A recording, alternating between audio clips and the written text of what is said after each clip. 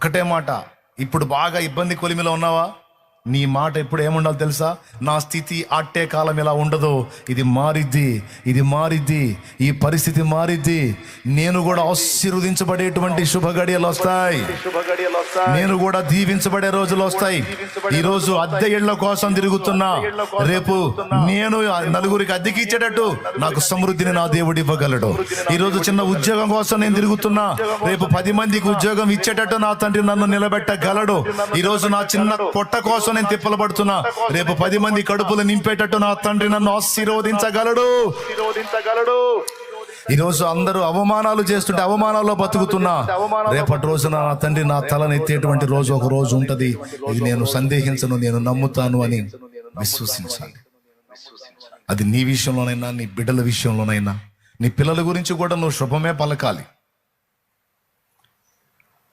నా బిడ్డలారా మిమ్మల్ని నా తండ్రి తప్పకుండా దీవిస్తాడు అని దీవెన వచనమే పలకాలి. దరిద్రులు రా, దరిద్రం రా, మీ కర్మ అట్టగాలి, ఇట్లాంటి మాటలు మాట్లాడకూడదు.